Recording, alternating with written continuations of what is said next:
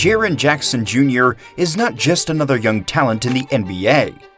He is a defensive force, a player whose mere presence on the court changes how teams attack the basket. His elite shot blocking, defensive versatility, and ability to stretch the floor make him a modern big man prototype.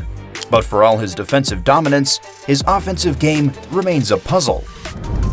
Last season, Jackson was at the center of Memphis's defensive identity, leading the league in blocks, winning Defensive Player of the Year, and proving that he is a game changer on that end. However, offense has been another story. Some nights, he looks unstoppable, scoring over 30 points, knocking down threes, and dominating the paint. Other nights, he struggles to create his own shot and fades from the offense entirely.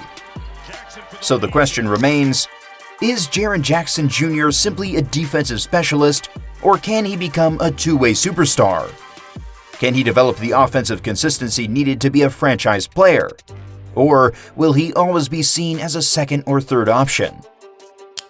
Today, we're diving deep into his early years, his journey to the NBA, his rise to stardom, the challenges he faces, and what the future holds for one of the most intriguing big men in basketball. If you enjoy in-depth NBA analysis, make sure to like and subscribe so you don't miss any of our future breakdowns. Let's get started. Jackson was born on September 15, 1999, in Plainfield, New Jersey. He had basketball in his blood. His father, Jaren Jackson Sr., played in the NBA for over a decade and was part of the San Antonio Spurs 1999 championship team. His mother, Terry Jackson, became the executive director of the WNBA Players Association, giving him a first-hand look at the business side of the game as well. Growing up, Jackson was surrounded by NBA-level training and knowledge. Unlike many big men who rely solely on their height, Jackson was taught guard skills early. His father made sure he could dribble, shoot, and move like a wing, instead of simply developing into a low-post player. That skill development set him apart from his peers, making him a modern big man capable of playing inside and out. He began his high school career at Park Tudor School in Indianapolis, where he led his team to 2 state championships. But his game truly evolved when he transferred to La Lumiere School, one of the nation's top prep programs. There, he went from a talented shot blocker to a dominant two-way player, showing that he could defend multiple positions, knock down threes, and run the floor like a guard. By the time he graduated, Jackson was a 5-star recruit, heavily recruited by top college programs. He chose Michigan State, where he would play under Hall of Fame coach Tom Izzo, a decision that would shape his identity as a defensive powerhouse. At Michigan State, Jackson was an instant impact player. His defensive ability was elite, even at the college level. He averaged 10.9 points, 5.8 rebounds, and 3 blocks per game, winning Big Ten Defensive Player of the Year in his freshman season. However, despite his defensive dominance, scouts still had concerns. He struggled with foul trouble, often forcing him to sit in critical moments. His rebounding numbers were lower than expected, given his size and athleticism. And while he could shoot, he didn't yet have a go-to offensive move. Even with those concerns, Jackson's potential was too high to ignore. His ability to protect the rim while also shooting threes was something every NBA team wanted. So, when the 2018 NBA draft arrived, he was selected 4th overall by the Memphis Grizzlies, seen as a cornerstone piece for their future. Jackson entered the league with high expectations, and he wasted no time making an impact. As a rookie, he averaged 13.8 points, 4.7 rebounds, and 1.4 blocks per game, quickly proving that he could change games with his defense while also being a threat from three-point range. One of his standout performances came when he dropped 36 points against the Brooklyn Nets, showing his potential to be an offensive weapon. He also had multiple games with 5 or more blocks, cementing himself as a defensive force. However, his weaknesses were still evident. His foul trouble continued, often limiting his minutes. His rebounding numbers remained underwhelming, leading some to question whether he could play center full-time.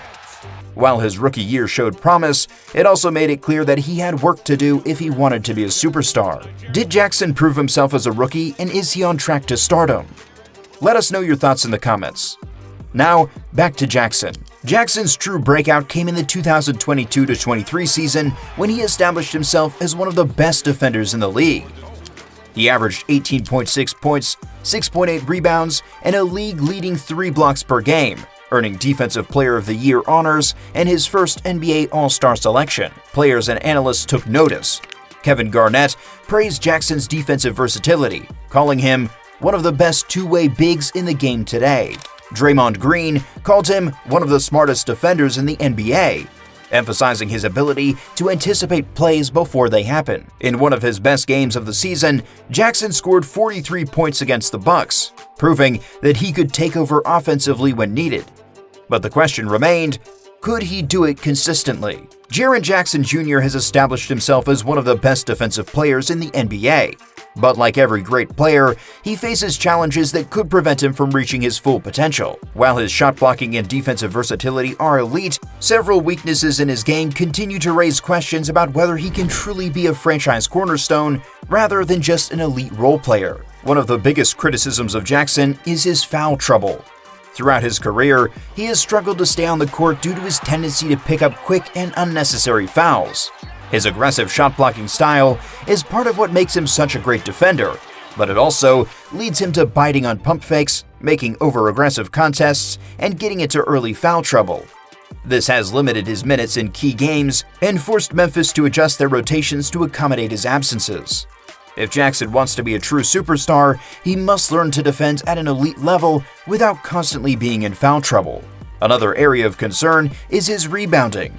For a player who stands 6'11" with a 7'4" wingspan, Jackson does not dominate the boards the way one would expect. While he is an excellent weak-side shot blocker, he sometimes struggles to box out stronger opponents and secure defensive rebounds. His career rebounding averages are lower than those of other elite big men, which has led to debates about whether he can truly be a full-time center in the NBA. His offensive inconsistency is perhaps the biggest obstacle standing between him and superstardom. While Jackson has had games where he looks like an elite scoring big, dropping 30-plus points with ease, there are also nights where he struggles to get involved in the offense. He does not yet have a go-to move in the post, which means he relies heavily on spot-up shooting and catch-and-finish plays rather than creating his own shot. This makes him more of a secondary or tertiary scoring option rather than a dominant offensive force. Despite these challenges, Jackson has shown that he is willing to put in the work to improve. If he can refine his offensive skill set, stay out of foul trouble, and improve as a rebounder, he has the potential to be one of the best two-way players in the NBA. Jackson's current season is arguably the most important of his career. After winning Defensive Player of the Year, he has firmly established himself as an elite defender, but the next step is proving that he can be a consistent second offensive option for Memphis. Memphis has been building its young core around Ja Morant, Desmond Bane, and Jackson.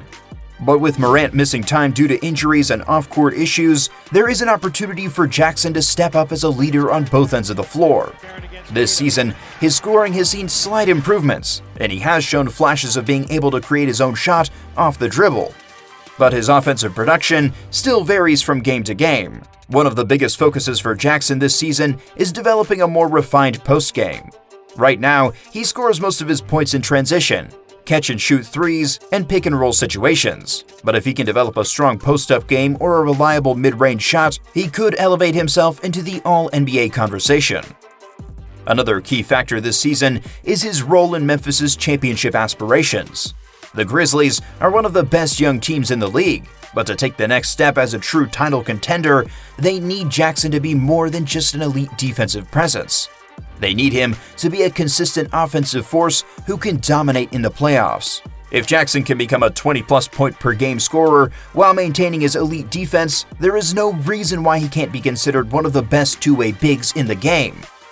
However, if his offensive inconsistency continues, he might remain just an elite defensive specialist rather than a franchise cornerstone.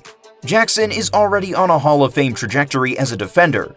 His ability to guard multiple positions, block shots, and anchor an elite defense has already earned him a Defensive Player of the Year award, and if he continues on this path, he could win multiple more throughout his career. But where does he rank among the all-time greats? When comparing Jackson to other elite defensive bigs, he has already drawn comparisons to Kevin Garnett, Anthony Davis, and Draymond Green. Like Garnett, he is an emotional leader and defensive anchor.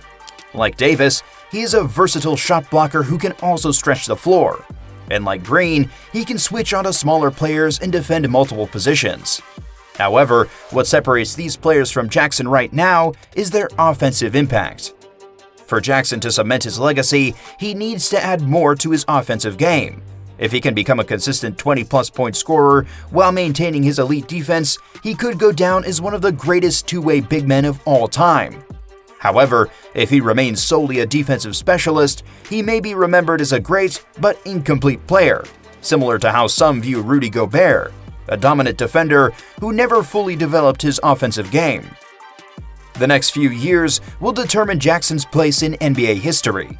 If he continues to improve his offensive skill set, refine his shot creation, and stay healthy, he has the chance to be a perennial All-NBA selection and a leader for Memphis for years to come. Jaren Jackson Jr. has already proven that he is one of the best defenders in the NBA. His shot blocking, switchability, and ability to stretch the floor make him a rare and valuable player in today's game. However, the next step in his evolution is proving that he can be a consistent offensive weapon and a leader on a championship team. Can he become one of the best two-way big men in NBA history, or will he always be known primarily for his defense? Will he develop a go-to move and become a dominant scorer, or will he remain a role player on offense? These are the questions that will define Jackson's career. What do you think? Can Jaren Jackson Jr. take the next step and become a true superstar? Or will he always be a defensive specialist? Let us know in the comments. And if you enjoyed this deep dive, make sure to like and subscribe for more NBA analysis. See you in the next one.